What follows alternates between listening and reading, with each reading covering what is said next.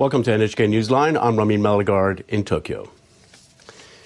Japan's Prime Minister Ishiba Shigeru has commented on a controversial business deal between Japanese and U.S. steelmakers one day after meeting U.S. President Donald Trump in Washington.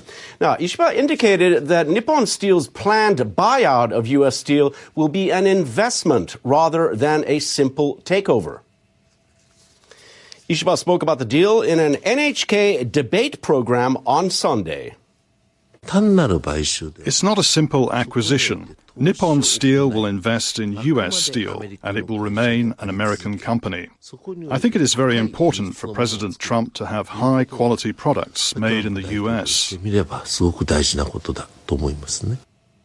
Ishiba said Trump shares the view that neither of the two countries should have a one-sided relationship that only benefits one country.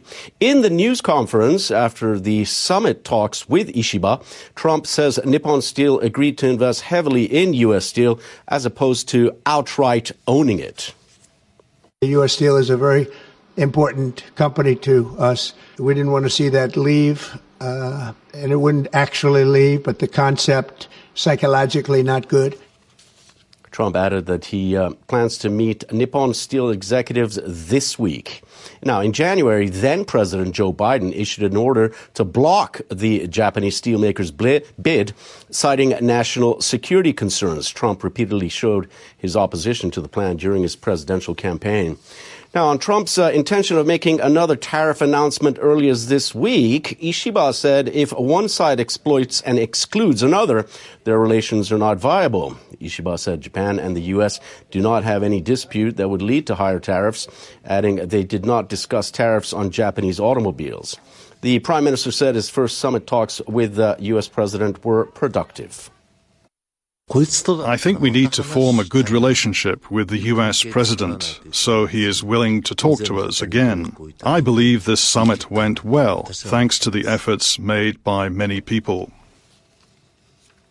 Ukrainian President Volodymyr Zelensky has expressed willingness to strike a deal with U.S. President Donald Trump, supplying rare earths and other resources to the U.S. in return for continued military aid.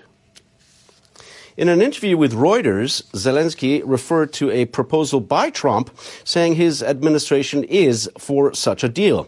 Zelensky says about half of Ukraine's rare earth deposits are in territory occupied by Russia, and it is vital to prevent further Russian advances to protect mineral resources.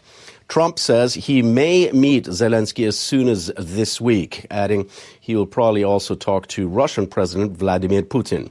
Zelensky says it is essential to speak in person with Trump before the U.S. leader talks to Putin. And Estonia, Latvia, and Lithuania on Saturday disconnected from a Russian-controlled electricity grid, ending dependence on Russian energy.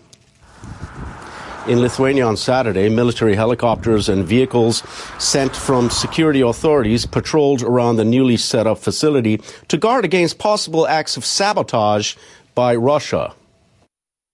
Indeed, that's really the symbolic, historical, and very practical step of the Baltic states in our long journey for energy independence. Now we are becoming totally independent. The Baltic states were annexed by the Soviet Union during World War II and were under his rule for about half a century. Since the three countries joined the European Union and NATO in 2004, they have been working to phase out dependence on Russian energy. The three countries are due to be connected sequentially to the power grids of continental Europe by Sunday.